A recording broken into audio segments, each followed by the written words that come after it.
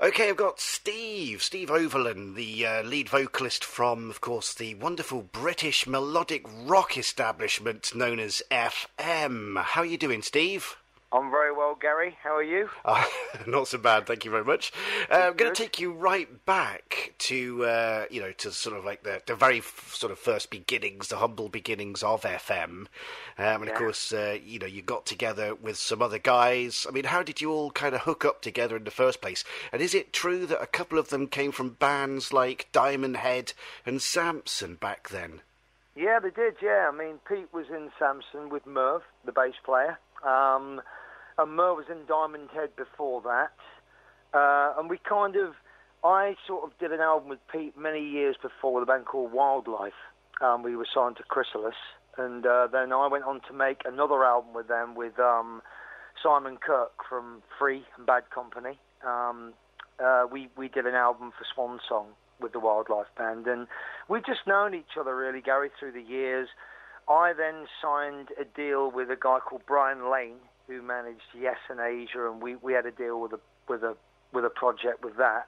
So it's just the old thing, really, of everybody knew what everybody else was doing, and I think we kind of kept meeting up and having ideas for what kind of a band we'd ideally like to be in, And then one day I got a call from Pete. They'd already tried doing a project not called FM, but the same kind of thing with two other guys. Andy Barnett was one of those guys, actually.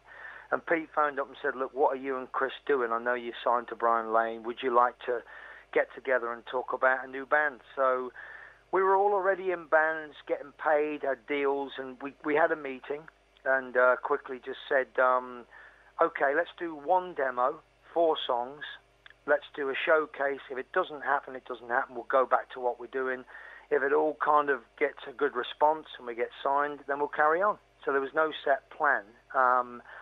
We were very fortunate because the management of Meatloaf got the demo that we'd done. And there was the Bad Attitude tour he was on in Germany and across Europe. And they loved the demo that they had and asked us to do 6 shows with Meatloaf in Europe. So we had no deal. No real. That's why the name FM had to be gotten together very quickly, because we went over to Europe and did 6 shows with Meatloaf, and we hadn't even signed a deal, So they were arena gigs. So it was kind of like, I think people kind of liked this band, and it took us a bit by surprise. So we did a showcase, and we had 3 labels wanted to sign us. We had Portrait, which were a new CBS label from the States at that time, and a couple of others. And we decided to go with CBS, and that's how it all began, really. 1 showcase, 6 shows of Meatloaf, and 1 demo, and then that was how FM were born, really. Brilliant, yeah, no, brilliant. And we sort of, moving forward maybe a couple of years, perhaps, to sort of 1986. That's when you released your debut album, Indiscreet.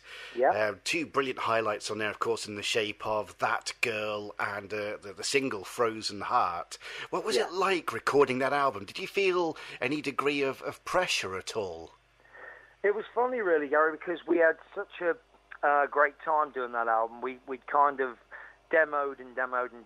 CBS were very supportive at that time, and they kind of pretty much let us do what we wanted to do. We recorded, went to Ibiza for 6 weeks, which is not a good place to do an album because you don't do very much, But we started out in Ibiza, came back over here and finished it, and we had great hopes for the album. I mean, we did a big deal in the States. Everybody loved the songs, and it was fantastic. It was a great sort of first album for us to do. We would have preferred to do some things differently on it, as bands always would have done. But it really did pave the way for FM. It kind of it took off very quickly, and we had massive support in America at that time as well. So, yeah, really enjoyable time for the band, and we really were on a real high at that time, obviously. Yeah, too right, yeah. And just out of curiosity, have you ever heard the Iron Maiden cover version of That Girl? I have indeed, yeah. Yeah, well, that was the original version that the other band did, and I remember Merv played me that song, and my first reaction was, from the demo, yeah, great chord sequence, but there's no chorus, Yeah. So me and my brother then sat down and wrote the bit that goes, that girl, that bit, and wrote the chorus to the song. So that version, the Maiden version, is more like the original demo version of That Girl. Oh, interesting, yeah.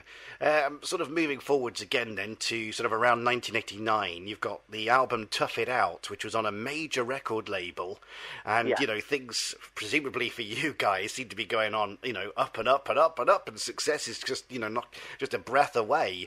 Is it true that you sort of brought in other songwriters? I mean, you got, like, Desmond Child credited at least on 2 songs on that album. And whose idea was that, and how did you feel about having external songwriters? Well, I mean, at that time, Gary, we did the Slippery When Wet tour with Bon Jovi. We'd done some massive tours. So all of a sudden, the American side of the label kind of stepped in.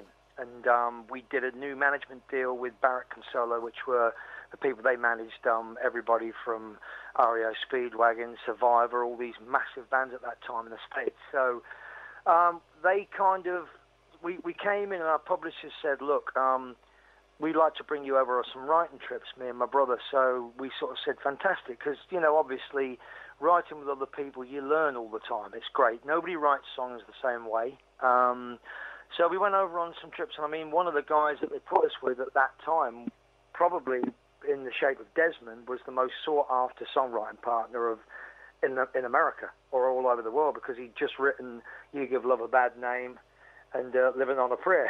Yeah. You know, as well as many other massive hits for other artists. And Desmond heard our stuff, said, I'd love to write with this guy. So me and my brother went out to Bearsville in the Catskills in the States and stayed at Bearsville Studio, where he was working with Bonnie Tyler at the time.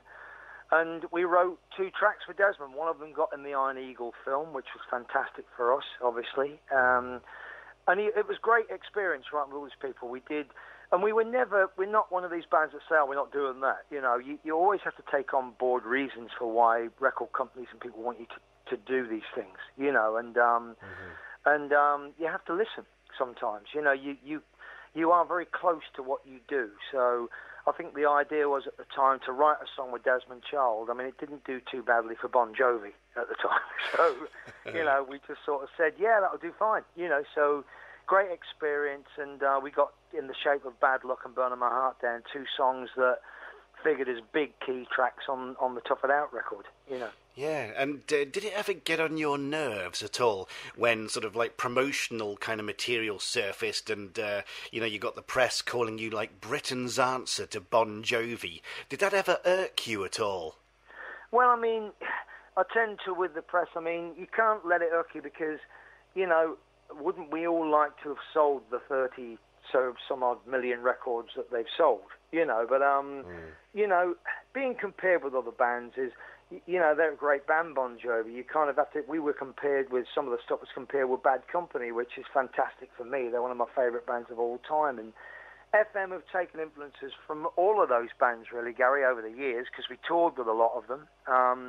And you learn something from all these people that you work with, and you know, I think I'm never really that afraid of comparisons, because as long as it's a comparison with a band that you respect, then I don't think it's a bad thing. I mean, they never kind of said we were like Bon Jovi. It was just like we were going to be, in quote, Britain's answer to Bon Jovi. You know, unfortunately, it didn't quite happen that way. You know, but No.